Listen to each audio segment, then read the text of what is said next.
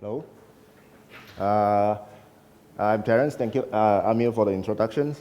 So this is the last session, so I also don't want to throw you guys those technical terms, but more on sharing what I have gone through, because trust me, I have made more mistakes than you can imagine, gone through more shit than you can think of, and I still survive.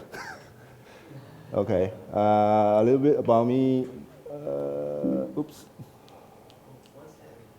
Yeah, I'm a serial social entrepreneur. I built and sold a social business in Myanmar like 6 years ago when nobody wants to go there. And now my current team is we are doing biotech, sensor technologies, and AI, machine learning algorithm for agriculture sector. And last year I went to Stanford with scholarships for social innovations, and I just came back from MIT. Now we are in discussion with MIT about collaborations of integrating our technologies on their research platforms. So, building a startup is difficult. Building a social startup, 10 times more difficult. So before you start, and if you want to start a social business, make sure you are building something that matters to you. That's the most important thing, and hopefully it matters to the world. It has to be matters to you, otherwise you will give up very, very soon, because people will throw shits at you, 10 times more than startups. Okay, have you guys actually have those investors gone through with you guys with financial instruments? Okay, then I just quickly go through.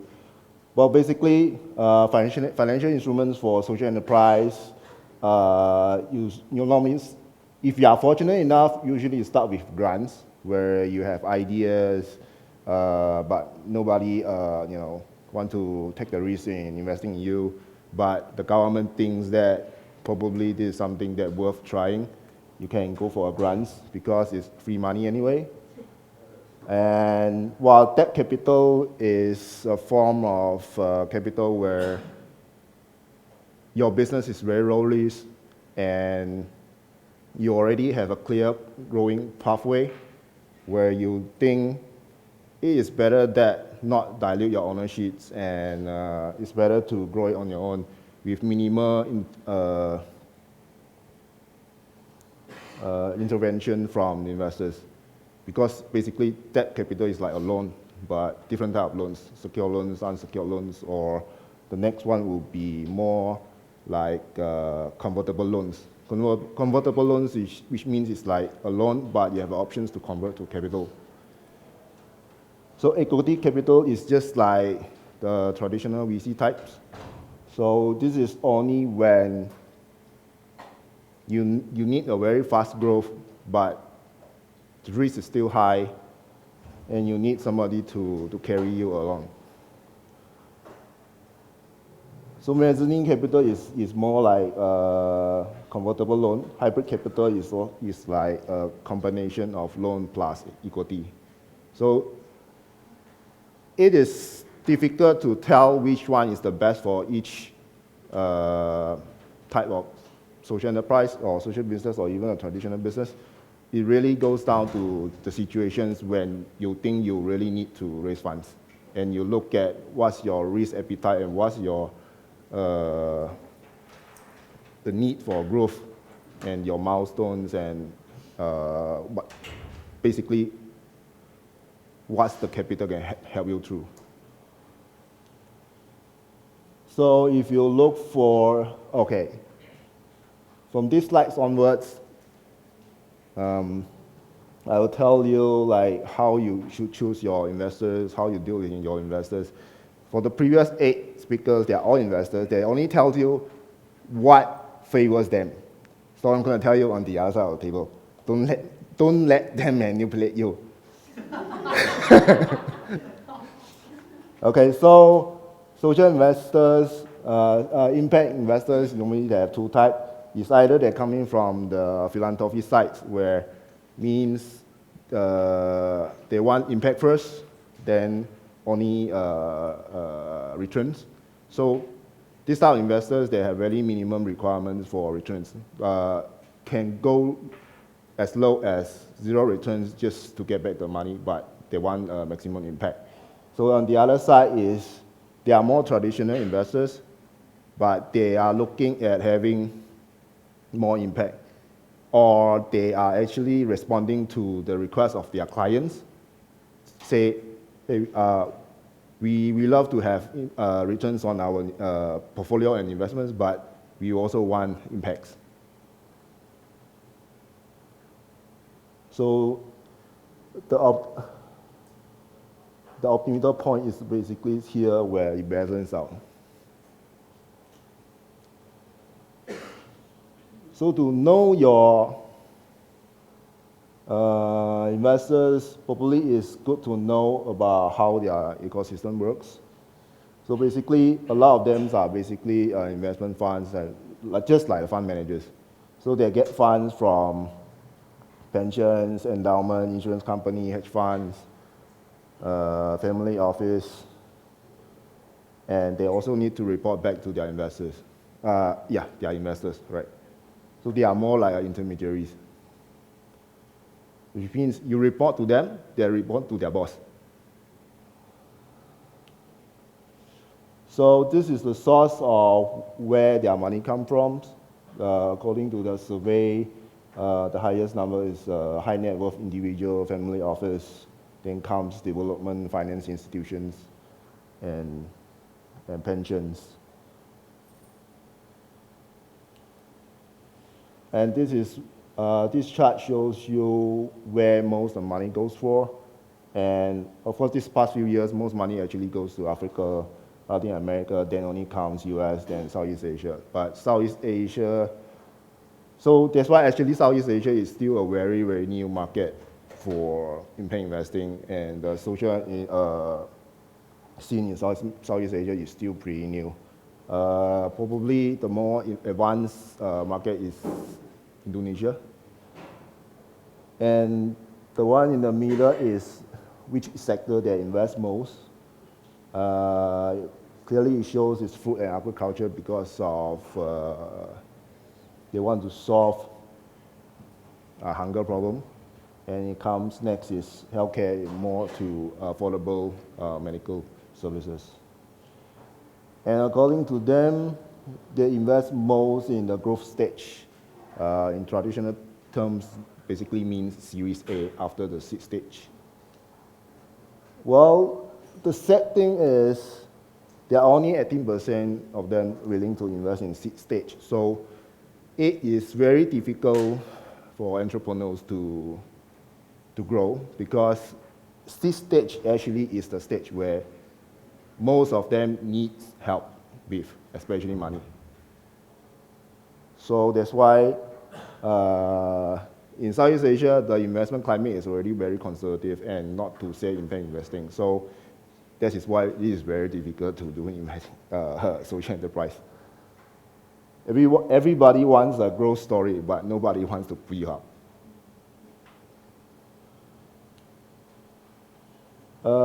This chart is more for investors, but it's good to know that how they actually look at social enterprise. It's like on this side is like what you are working on, which sector, and on this side is like how should they plot their funds. Like for example, let's say microfinance. Usually they invest through fixed income. Fixed income means like your deposits, like 2%. So all they want is firm returns on their investments.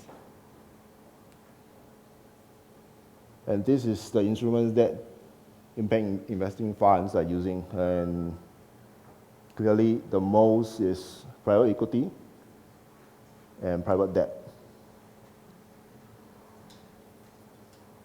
Well, if they are investing through private equity, means they are willing to take on more risk. But Unfortunately, this report is based on survey, so what they reply may not be exactly true. So that's the reality. And okay, this is also very important. When you look for your investors, they do due diligence on you, you should do the same on them as well. So,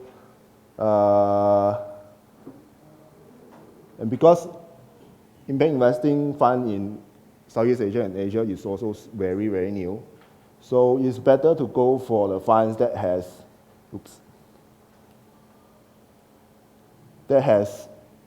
more than 2 years of track record. You look at their portfolio companies, look at how they structure the deal, like how much they fund, how they fund it, what kind of other supports that they also other than giving you money. And new fund managers, it's a good and bad thing. They are new. They want to get portfolio as well, but on the other side, they might be too conservative because they are new, they know nothing. They might screw tiny you until the very one piece, every end of paper, just like in-law have said, 6 months, 9 months, it could take up to a year.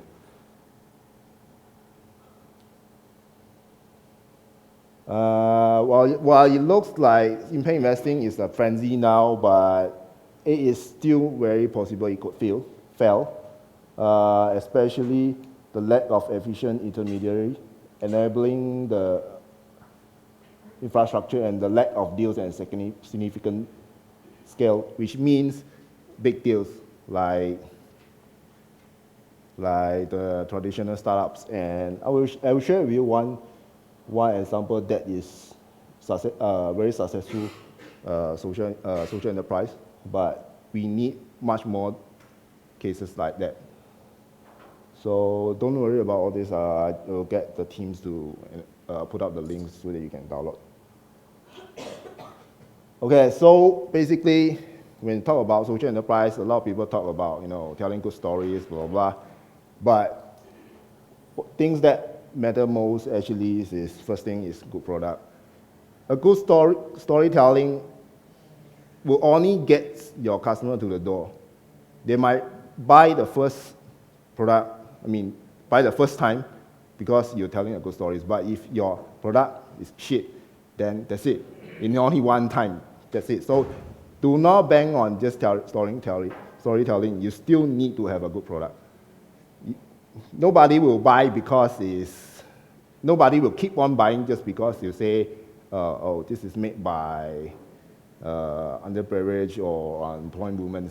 But they will buy on the first hour of sympathy. But if your product is not good, then that's it. And the second one is what we've been keep emphasizing at MIT, which is you have no business until you have a paying customers. So like those guys out there keep building some stupid apps, just say get user by free. We call it freemium, which means no pay, but just get users. But at the end of the day, they got zero business models. Those are not business. Real business, you must have a paying customers. And go down to one single most important thing about founders is cash flow. Without cash flow, you're dead. That's it. So one of the most important jobs for a founder is make sure you have enough cash flow to keep you afloat until you get funding or until you get a paying customers that can keep you going.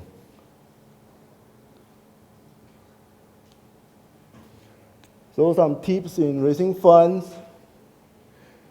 The first one I would say is show that you can bootstrap. Bootstrap means you can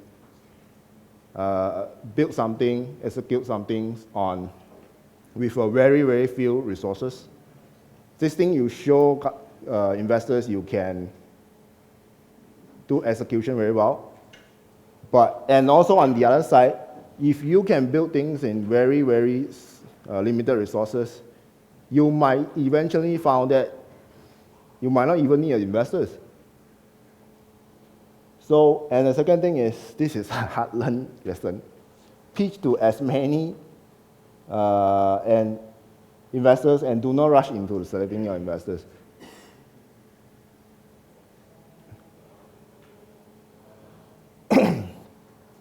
So, which means even there's an investor says, okay, I'm going to give you money, now we are going into due diligence, don't stop pitching. Don't believe them until the money is in your pocket. So keep pitching, even though they are in the due diligence process, and don't rush into selecting and go down to that one particular investors. Because they need you as much as you need them. Because they can only make it only when you're making money. So don't belittle yourself. Do your math homework, know your milestone is like, you know how much money you need to achieve a milestone, because your investor is not your dad, not your mom. So every quarter, every 6 months, they will check on your numbers. You should actually take the initiative to give them the reports rather than have them chasing you. So this is what it means. And focus on growing the business, but not raising the money. A lot of people, a lot of startup founders think that success is their ability to raise money. This is totally wrong. Success is you can grow your business continuously, but raising funds is just a way to help you grow. That is not the focus. And one good thing about internet now is try crowdfunding now. Kickstarter, Indiegogo, and a whole bunch of the others. This should be one of your priority options now. I remember last year or early this year, one guy raised $80,000 to make a salad on Kickstarter. That is ridiculous.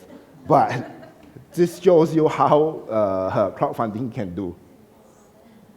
And don't forget, raising funds is also doing sales. When you are selling to your customer, you're selling your product. When you're talking to your investors, you're actually selling yourself in your company. So raising funds is actually doing sales. And also, the easiest way to get investors is to find out who has done a good deal recently. The best way is, or even better, is you know the founder that has got the deal.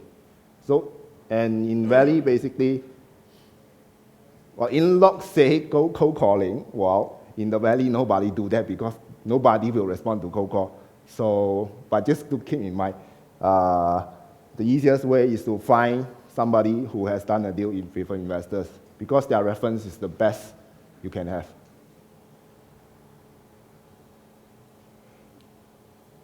Okay, so my story sharing is another fellow Malaysians that I met in MIT. And the thing is, we were both rejected by Malaysia, but both of us got into MIT. This is very funny.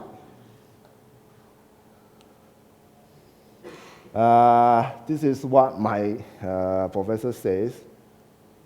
A great entrepreneur basically is a combination of spirit of pirates and the discipline of Navy SEALs. So which means you got to be very daring, but you have to be disciplined like a Navy SEAL. Otherwise, yeah, everything will go haywire. But dream big, but discipline. This is my friend Droid. Okay, some role models. This is my friend at Stanford. He's the founder of NEP Foundation in Egypt, which means, I think it means we built. The foundation was founded after, or right between, or after the Arab Spring revolutions. What the foundation do is to provide shelters, food, and education for the women and the child. And why he is wearing that he's no longer wearing that, but just shows the feature is because he got shot in his eyes, just beneath his eye, and a bullet came out from behind. And I met him in Stanford, and he just finished his master's degree at Harvard, and he just nominated #1 as the most influential Arab young under 40. This is another one. They are pretty big in US, based in Washington, D.C., but most of their activities are actually in East Africa, like Rwanda. They just, this guy is Tony. He just became a Swatch Fellow last year. Swatch Fellow is like Ashoka Fellow, if you know Ashoka. So, and last year they received $10 million from Bill Gates Foundations. They are actually helping farmers to adopt technologies to improve the yield and reduce costs. Okay, some key takeaway from MIT. Anyone know kayak.com? Okay, he says age is not an issue. It's not about young people, it's actually about old people, because he said he founded kayak.com at 39 years old, and 10 years later it was sold, which means it's last year, it was sold for $2 billion. So he says, don't think you are too old, you can still make influence to the world. And this guy, anyone knows MIT Blackjack team? The movie 21? He was one of the MIT Blackjack team leader. Rumor said that actually the movie modeled after him. So what he says is, we did talk about social stuff, but he says, well, they are tech guy, mathematicians. What he says is basically, any money-making business is good business. So it goes back to what I said just now. You must have paying customers. To them, they are investors. He is also the managing director of Techstars. Techstars is like one of the 3 biggest incubators in the world, together with 500 staff and Y Combinator.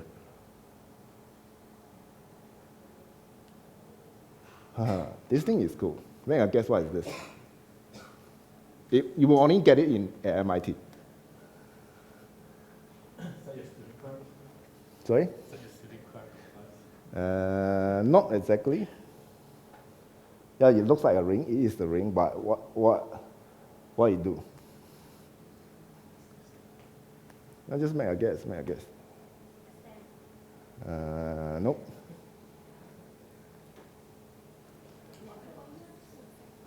No, make a guess. I mean, MIT, anything science fiction, just think about it. This is MIT.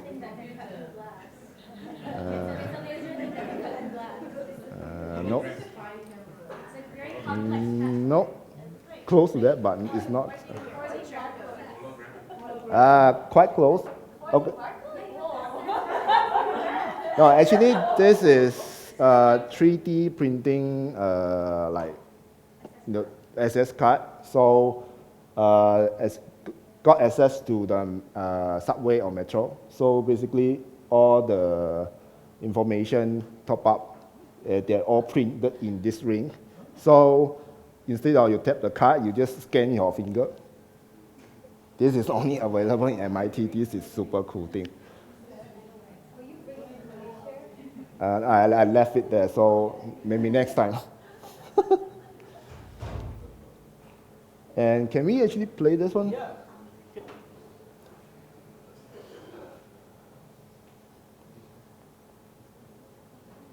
Copy the link.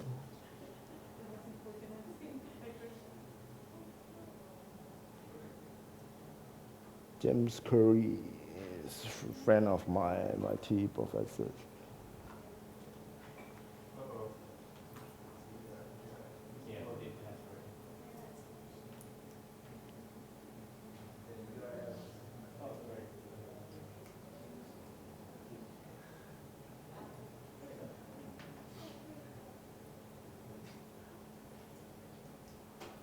hit it hard. He tells you what it means, hit it hard.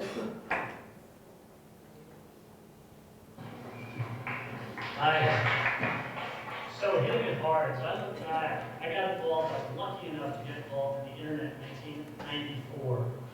And why did it take me so long to build up a company and really be successful in the internet? And as I look back, it was because I didn't hit it hard. I didn't understand what that meant. I wanted to finesse everything. I wanted to be kind of gentle and demure about everything. I'll give you some examples. And what I want you to take away from my 4 minutes is just when you're thinking about making decisions, remember to choose the way to go that allows you to hit it hard. So first of all, I went out and raised $450,000 from angels, and I ran through that in a bunch of months. And I had to keep raising money. I was spending half of my time raising money after month 5. And so I wasn't able to be very productive. I should have just raised $2 million, given up more dilution, but hit it hard and gone forward. I then went to raise money from venture capitalists. I had been a venture capitalist for 4 years prior to that. They were all my friends. And I went to them with a plan saying, I'm going to do $18 million in year 4. And they're like, it's not interesting. I said, but dude, I'm your friend. Like, we know everyone's lying. No one is going to hit $50 million in year 4. No one. And they're like, yeah, it's still not interesting. So I was like, So I wrote down new projections, $50 million in year 4. And they're like, this is very interesting. Why don't you come meet the partnership? I'm like, okay, great. So you just gotta hit it hard. And then I finally, after 43 venture capital pitches, I got this guy from MaGIC Capital. And I was like, please meet me. And he was like, nah. And it was like 2 in the morning. I was like on number 4, on venture page 43. I'm like, this, right? So I'm just like, and I'm hitting it hard. I read this angry email. And he's like, all right, I'll meet with you. And so he comes and he's like, this is a great idea. And I'm like, oh, $5 million. And he goes, no, you need 7.5. And I was like, I want 7.5. I want 5. Listen, he goes, you need 7.5. Or it's not going to work. I'm like, okay. So I took 7.5, and thank God I did, because 2 years later we were down to what, 70 grand before we almost went out of business again. If I had not hit it hard at that time, if he had not pushed me to hit it hard, then I wouldn't have been anywhere. We would have been out of business. I could go on, but another place that we were kind of confused was, we're going to be, this is back in 2007, we're going to be like email marketing company, a website destination, and we're going to be a user-generated content site. It's like, what are you? and because the people working on the product didn't understand exactly what it was we were doing, because I was like, I don't really know. I don't really know what it's going to be. We didn't do a good job of anything. And so finally I got fed up and we're almost out of business, and I said, we're just a user-generated content site. Go. In 4 or 5 months, the product was much, much better.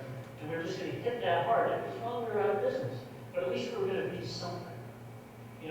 And the one place that I hit it hard where I wish I had it was only one place I found where you should hit it hard, and that's in real estate.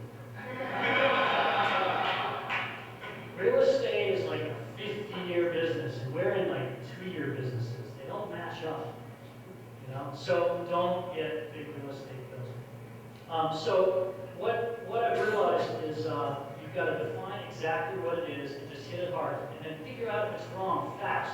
A good friend of mine started a company in Boston. He raised $4.5 million, and then literally 6 months, he hired 15 people.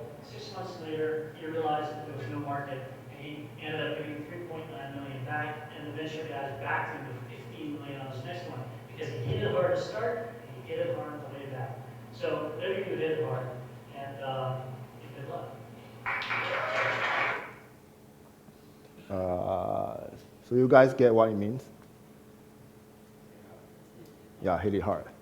Basically, he don't mean that you should actually inflate your revenue to corner your investors, but what it really means is dream big, you can actually do it, but even you don't do it, you didn't achieve what you are dreaming, you thought of, but definitely you can make it in the next time. So set a big goal, dream big, and hit it hard. So, and of course, Well, play hard.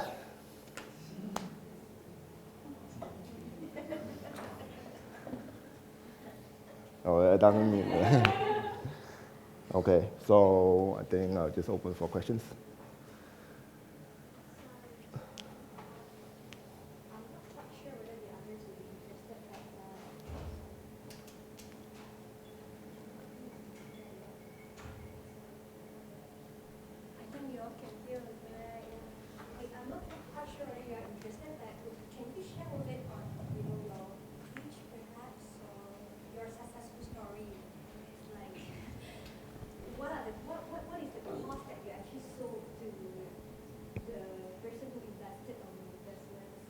Oh, okay.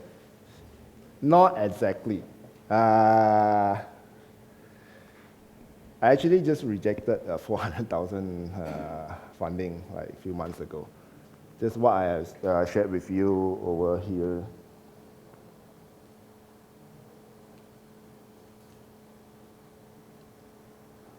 Do not rush into selecting your investors. Talk about success, I'm not there yet, but I'm here to share about the painful experience that I've gone through. I eventually did not want to take the money because I think this is very important. If your investor doesn't share your visions and they are interfering too much on your business, don't get the money just because you need the money. Because eventually, yeah, it will make your life better in the next 6 to 9 months, but probably down 3 to 5 years, this money could basically screw you up, upside down. So don't get the money just because you want to get the money. It's better. It's because if you take the money, you don't die now, probably you just die 3 years later. So, but we are close to getting funding from the US, so, but I can't say it now because we haven't signed the papers, but, but the key thing is still this one. You must have good products, basically. A good product can sell your story, basically, and of course, paying customers. That's why Yingluo have been talking about getting customer attractions, all these things. So you must understand your customers, build a solutions that can sell, then your investors will be interested in talking to you. And how your products actually benefits the society, because we are like social in a social enterprise. So I'm just curious, how, because you said good products, so just would you share a bit on your good products per se, how your good products will change the society? Okay, basically, yeah, we are working on tech for good. So,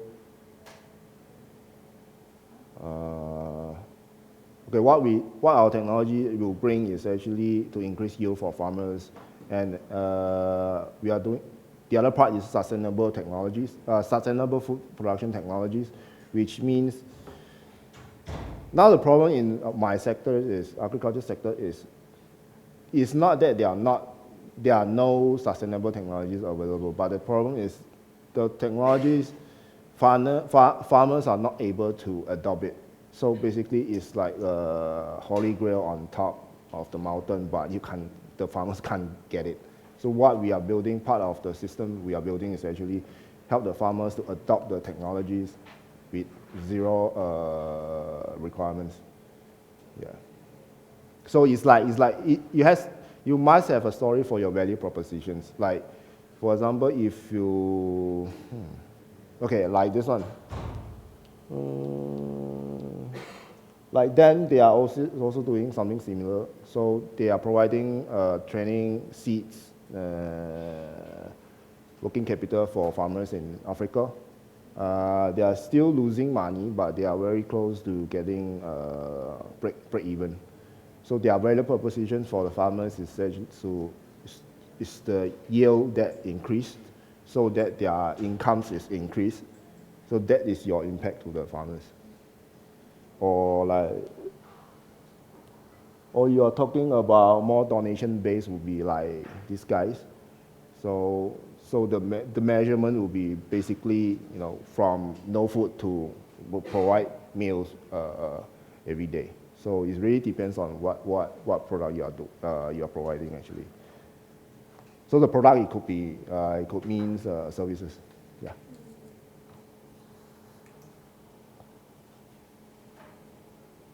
What was the social business I built in Myanmar? Oh, we are doing wholesale business. In broad terms, it is a social business because at that time when we go in, employees are usually being abused, so their pays are super low. Like one day, like how much was that? No, 1 month $30. Super low. So at the time we pay them like double of the market, and we provide shelter, accommodations and food as well. So it's it's embedded to the business. Sorry, what was the industry? Myanmar? Yes. Oh, we're doing wholesales for leather products. Wholesale for leather products. Yeah. So we actually became one of the 20th biggest within a year. Then we become one of the 20th biggest trading company in this industry within a year. Your first year. In your first year. Yeah. How long you were in? I was in Myanmar for about 2 years. Well, that's basically my question. First, what was your business, social Yeah, business in Myanmar? Second, yeah. how long you were in it before you sold Yeah, it? yeah. And third question is, what happened to the business after you sell it? What happened? Is it still under social business, or you get registered, or I don't know? Okay. My partners back there still continue doing it. What was the latest update? I can't remember, but last year, before we sold, we actually started a new unit that sells recyclable bag, or PP bag, you call it polymer bag, and that unit, the other one of my partner actually took it. Now it's become the biggest company in Myanmar of selling those PP bag.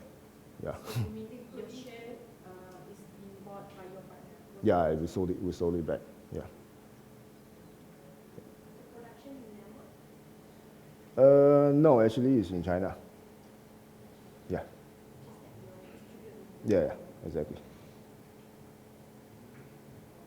what's usually the average time between rounds? Between Rounds, what type of rounds? like raising funds? Oh, it really depends. It really depends.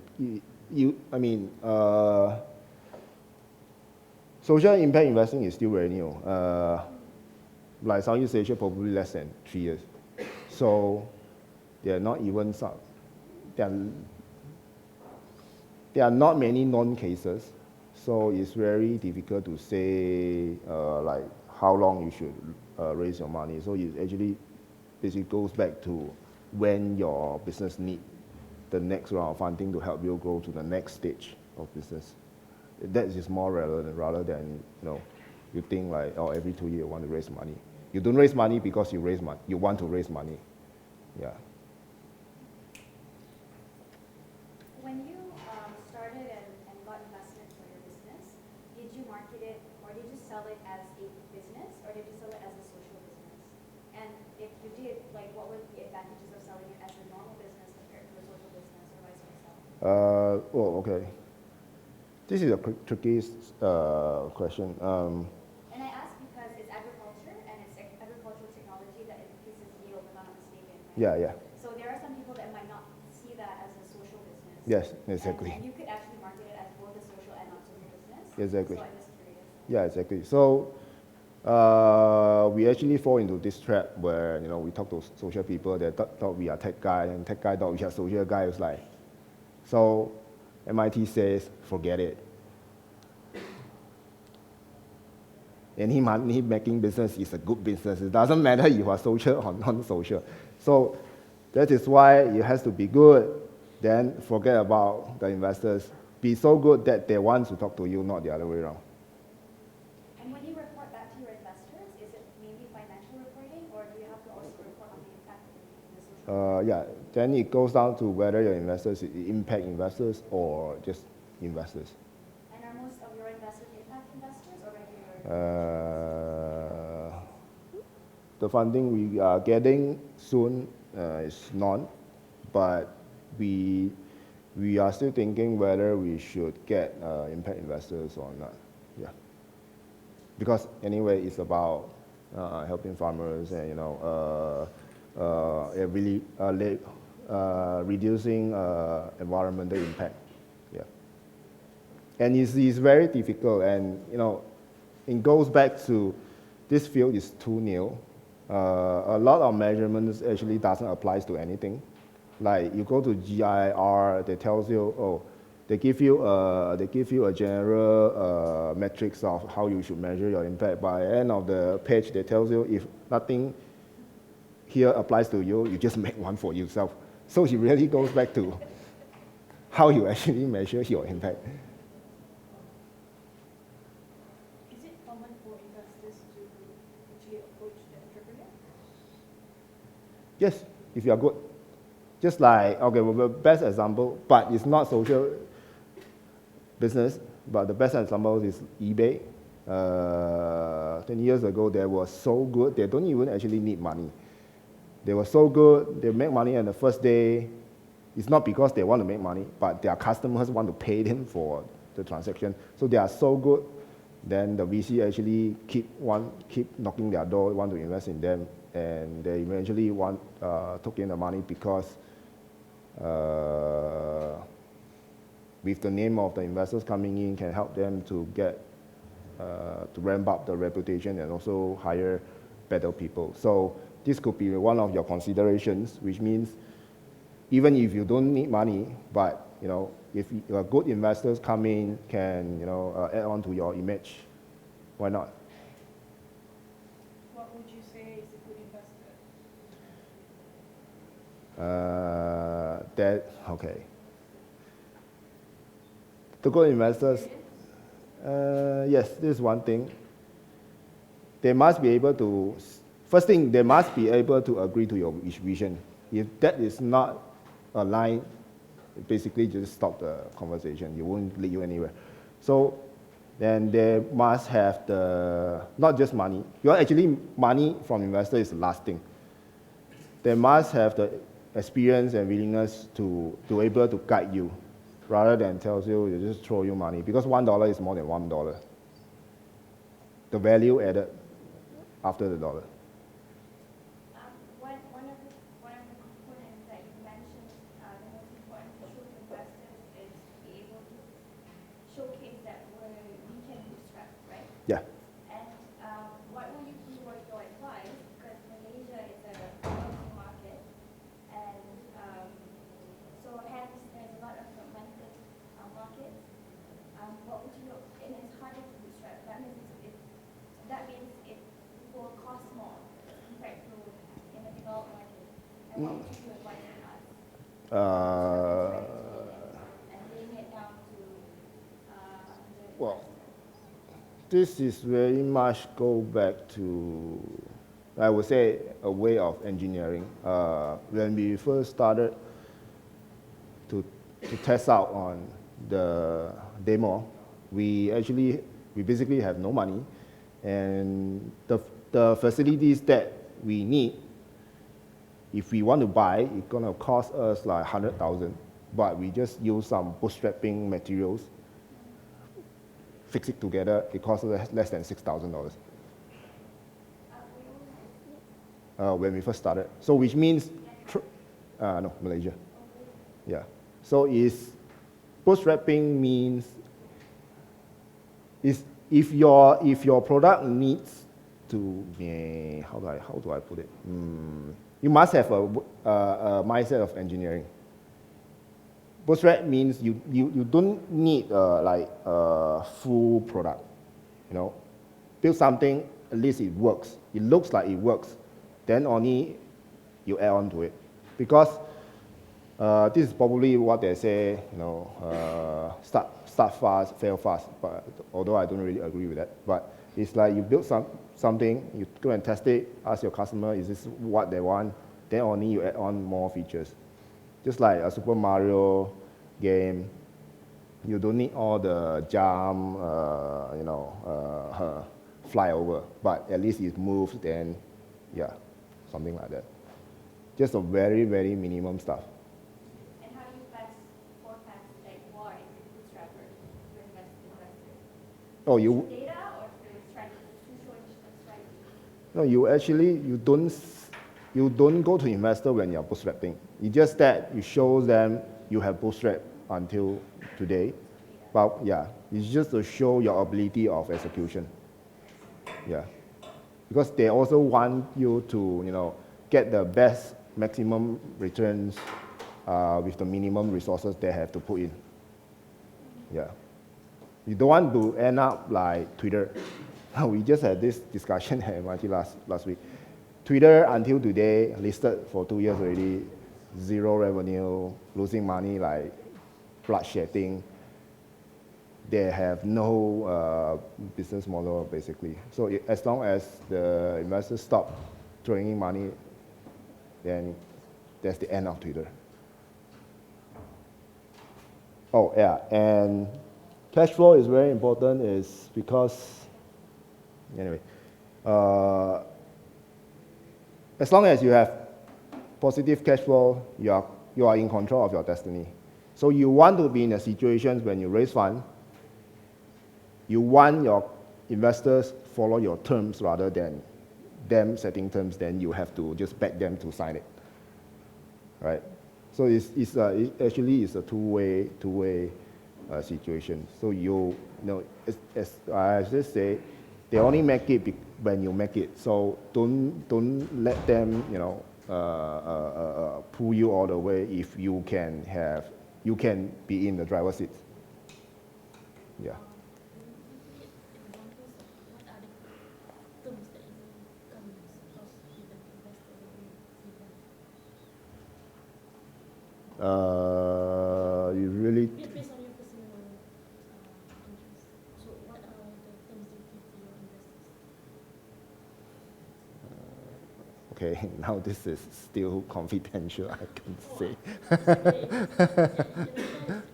But it's just maybe the general part. I mean, it's hard to say which Yeah, one it's hard to say. because technically in a term sheet, there's so many terms, right? Yeah. You if you wait it in inbox section, so like you have a value that you want, right? And then they have a value. So at the end of the day, you hash out, you negotiate, and then you come up with a fair value that you both agree. So in terms of term sheets, there are some standards, like for example, what's the value, what's the scope. So it's really hard to give an answer based on what are the basic things that you look out for a term sheet. I think at the early stage, maybe you look at into if they're buying equity, how much equity and what Yeah, interest of what I mean is because for the startup, we do nothing. We don't talk about 10 million. It's just that maybe start up with 5,000. Just so what are the things? So if 5,000 is better, you go for a grant. Yeah. No, nobody will invest in $5,000. And I mean is if just start up one day, first day, something like that. So you want first investor, you want to try out. Just no. to be There's no such thing as try out in raising funds. You screw once, then and that's the end of your business, because it's very hard to screw, then go back and tell investors, say, oh, we are ready already, then we want to raise fund again. It's very, very hard. So make sure you want to raise fund only when you really need the money.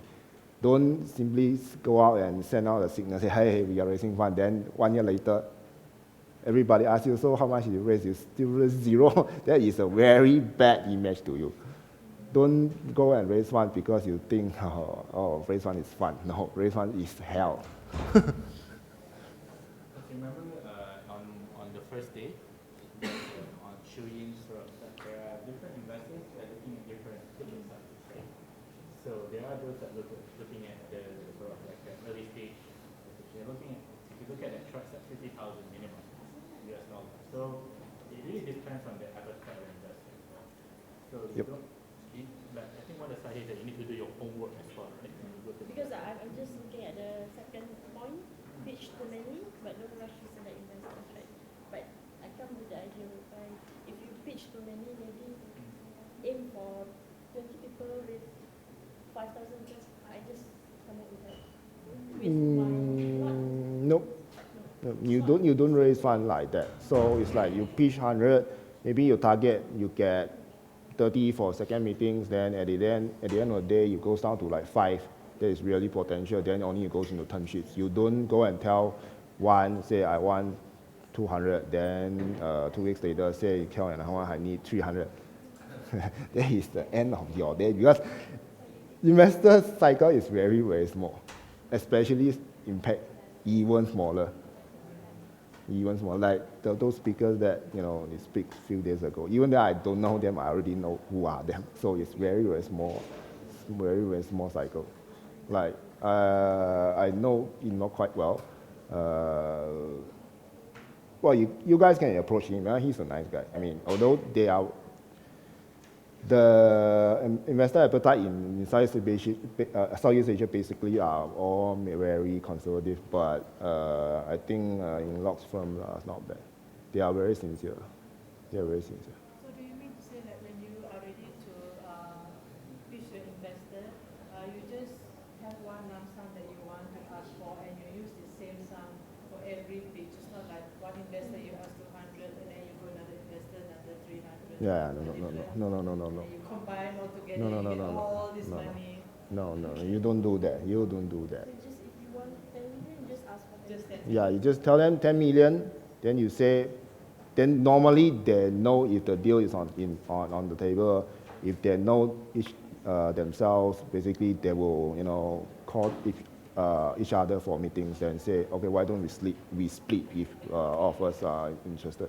So you tell them the total sum you want to raise. You don't tell them, oh, out of 200 I want to raise 200. No, out of 500 I want to raise 200 to you. How will you know they don't want the whole chunk? So let them decide instead of if you're raising $1 million and they say, okay, we'll give you 200K, so you want to raise this 800K in Yeah. other places. Yeah, then you, That would be okay. yeah, they will be good. They will okay. They will tell you basically how much they want, but don't stop pitching because somebody say, oh yeah, we are interested to give you money. Don't stop until the money is in the pocket. Otherwise, like, well, in the valley it's like 1 month for startup. Usually, impact investing takes longer for due diligence. Like Himlaw have said in the morning, like 6 months, 9 months. What if you stop there? 9 months later, they say money is not coming. Then you're gonna start another 9 months. The 9 months will burn you out. Basically, you can forget about the second time. How many pitches usually you can do? It really depends. It really depends.